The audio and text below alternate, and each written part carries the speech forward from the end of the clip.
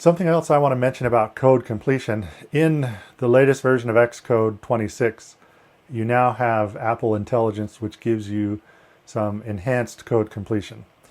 When you went to install Xcode and you saw the components, one of them was a code completion Apple Intelligence item, and it's a large language model that is installed onto your Mac, and then it provides intelligence to help as you're coding. Now, I have lots of opinions about that. Many people have lots of opinions about using AI.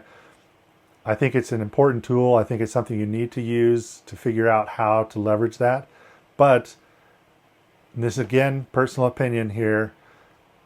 When I use the Apple Intelligence for code completion, it is, I don't know how to describe it except aggressive.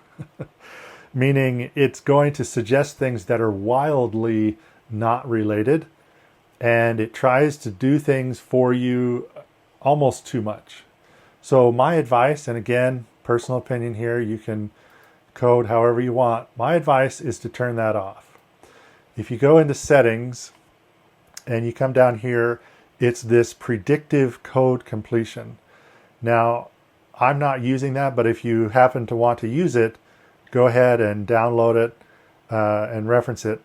Otherwise, if you want to turn this off, so let's say you had installed it and you may have noticed that the code completion is like aggressive. Again, I don't know how else to describe it. It wants to do everything for you, but it really doesn't understand what you're trying to do. And I feel like you should learn how to use the code editor without the AI autocomplete. And then when you're more comfortable with it, go ahead, turn it on, and use it. If you did install it, to uninstall it, you come down here, you click the info button, and then it would say delete, and you would delete it or remove it. And so, again, just my opinion, go ahead, knock yourself out. I'm going to turn it off for the sake of these videos.